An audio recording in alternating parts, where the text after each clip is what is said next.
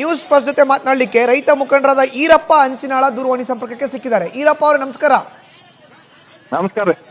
ಏನಾಗ್ತಾ ಇದೆ ಈಗ ಅಲ್ಲಿ ಮುಧೋಳದ ಸೈದಾಪುರ ಸಕ್ಕರೆ ಕಾರ್ಖಾನೆ ಮುಂದೆ ಏಕಾಏಕಿ ಕಬ್ಬಿನ ಟ್ರ್ಯಾಕ್ಟರ್ಗೆ ಬೆಂಕಿಯನ್ನ ಹಚ್ಚಿದ್ದಾರೆ. ಯಾರು ಬೆಂಕಿ ಹಚ್ಚಿದ್ದು? ಸರ ನಾವು ಶಾಂತ ನಮ್ಮ ಹೋರಾಟ ಯಾರು ಬೆಂಕಿ ಹಚ್ಚವ್ರು ಯಾರು ಇಲ್ಲ ಹೋರಾಟಗಾರರು. ಅಲ್ಲಿ ಕಾರ್ಖಾನೆ ಒಳಗ ನಾವು ಬೆಲೆ ಕೇಳಕ್ ಹೋದ್ರ ಅಲ್ಲಿ ಗುಂಡಾಗಳು ನಿಂದ್ರಿಸಿ ಕಲ್ಲು ಹೋಗಿಸಿದ್ರು ನಮ್ಮ ರೈತರಿಗೆ. ಹಲೋ ಕೇಳಿಸತ್ರಿ? ಕೇಳ್ತದೆ, ಮಾತಾಡಿ.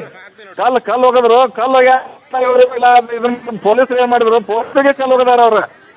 ಮತ್ ಹೊಳ್ಳಿ ಇವ್ರು ಹೆಚ್ಚಾಗಣ ಅವರು ಟ್ರ್ಯಾಕ್ಟರ್ ಬೆಂಕಿ ಹಚ್ಚಿ ಓಡಿ ಹೋಗ್ಯಾರ, ಅವರ ಓಡಿಗ್ಯಾರ್ರಿ. ಅಲ್ಲ, ಈಗ ಟ್ರ್ಯಾಕ್ಟರ್ ಬೆಂಕಿ ಇಟ್ಟಿದ್ಯಾರು? ಅಲ್ಲಲ್ಲ, ಈ ಹೋರಾಟ ಕಾರ್ಖಾನೆ ಮಾಲೀಕರು ಯಾವತ್ತು ಫ್ಯಾಕ್ಟ್ರಿ ಸಮಯಕ್ಕೆ ಅಂತಕ್ಕಂಥದ್ದು ಒಂದು ಹುನ್ನಾರ ಇದೆ. ಫ್ಯಾಕ್ಟ್ರಿ ಮಾಲೀಕರದು ಬೆಲೆ ತಗೊಂಡು ಹುನ್ನಾರ. ಫ್ಯಾಕ್ಟ್ರಿ ಮಾಲೀಕರ ಕಡೆಯಿಂದ ಆಗಿದೆ ಇದು. ಈರಪ್ಪ ಅವರೇ, ನಿಮ್ಮ ಧ್ವನಿ ಕರೆಕ್ಟಾಗಿ ಕೇಳಿಸ್ತಾ ಇಲ್ಲ. ನನ್ನ ಪ್ರಶ್ನೆಯನ್ನು ಅರ್ಥ ಮಾಡ್ಕೊಳ್ಳಿ. ಕಬ್ಬು ತುಂಬಿದಂತ ಟ್ರ್ಯಾಕ್ಟರ್ಗೆ ಬೆಂಕಿ ಹಚ್ಚಿದಂಥವ್ರು ಯಾರು?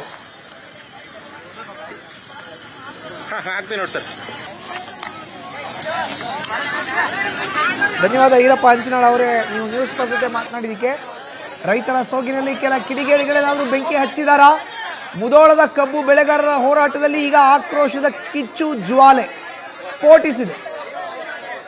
ಏಕಾಏಕಿ ಸೈದಾಪುರ ಸಕ್ಕರೆ ಕಾರ್ಖಾನೆಯ ಬಳಿ ಈಗ ಉದ್ವಿಗ್ನ ವಾತಾವರಣ ನಿರ್ಮಾಣ ಆಗಿದೆ. ಕಾರಣ ಏನು ಅಂತ ಹೇಳಿದ್ರೆ, ಕಬ್ಬು ಬೆಳೆಗಾರರ ತಂದಂಥ ಟ್ರ್ಯಾಕ್ಟರ್ ಜೊತೆಗೆ ಕಬ್ಬಿಗೆ ಯಾರೋ ಕಿಡಿಗೇಡಿಗಳು ಬೆಂಕಿಯನ್ನು ಹಚ್ಚಿದ್ದಾರೆ.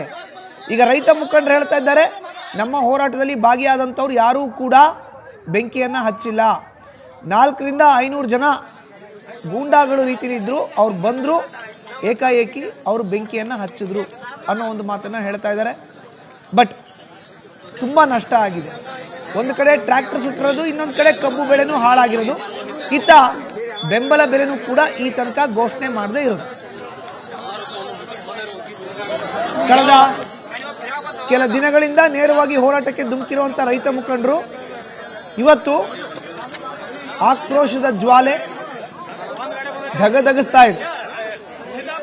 ರೈತರ ಟ್ರ್ಯಾಕ್ಟರ್ನ ಬೆಂಕಿ ಇಡಲಾಗಿದೆ, ಜೊತೆಗೆ ಕಬ್ಬಿಗೂ ಕೂಡ ಬೆಂಕಿಯನ್ನು ಇಡಲಾಗಿದೆ. ಟ್ರ್ಯಾಕ್ಟರ್ನ ಪಲ್ಟಿ ಮಾಡಿ ಕಬ್ಬಿಗೂ ಕೂಡ ಬೆಂಕಿಯನ್ನು ಹಚ್ಚಿದ್ದಾರೆ. ನೋಡ್ತಾ ಇದೀವಲ್ಲ ದೃಶ್ಯಾವಳಿಗಳಲ್ಲಿ, ಇದು ಟ್ರ್ಯಾಕ್ಟರ್ನ ಪಲ್ಟಿ ಮಾಡಿಸಿ ಮೊದಲು ಕಬ್ಬಿಗೆ ಬೆಂಕಿಯನ್ನು ಇಟ್ಟು ಆನಂತರ ಟ್ರ್ಯಾಕ್ಟರ್ನ ಕೂಡ ಬೆಂಕಿಗೆ ಆಹುತಿ ಮಾಡಿದ್ದಾರೆ. 20ಕ್ಕೂ ಹೆಚ್ಚು ಟ್ರ್ಯಾಕ್ಟರ್ಗೆ ಈಗ ಬೆಂಕಿಯನ್ನು ಹಚ್ಚಲಾಗಿದೆ. ರೈತರ ಆರೋಪ ಏನು? ಯಾವುದೇ ರೈತರು ಕೂಡ ಈ ರೀತಿ ಮಾಡಲ್ಲ.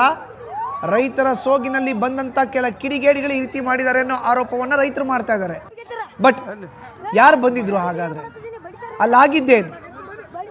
ಪ್ರತಿಭಟನೆಯ ಕಾವು ಈ ರೀತಿ ಬೆಂಕಿ ಹಚ್ಚುವಂಥ ಮಟ್ಟಕ್ಕೆ ಹೋಗಿದ್ದಾದರೂ ಯಾಕೆ? ಈ ಪ್ರಶ್ನೆಗೆ ಉತ್ತರವನ್ನು ಹುಡುಕಬೇಕಾಗಿದೆ, ಕಂಡುಕೊಳ್ಬೇಕಾಗಿದೆ. ಸ್ಥಳದಲ್ಲಿ ಪೊಲೀಸರು ಕೂಡ ಇದ್ದರು.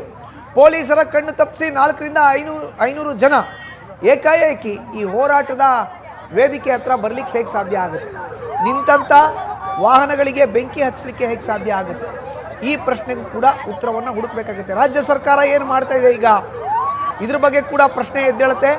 ಬೆಳಗಾವಿ ಜಿಲ್ಲೆಯ ಗುರ್ಲಾಪುರ ಕ್ರಾಸ್ ಬಳಿ ಪ್ರತಿಭಟನೆ ಮಾಡ್ತಾ ಇದ್ದಂಥ ರೈತರಿಗೆ ಬೆಂಬಲ ಬೆಲೆಯಾಗಿ ಕಬ್ಬಿಗೆ ಪ್ರತಿ ಟನ್ಗೆ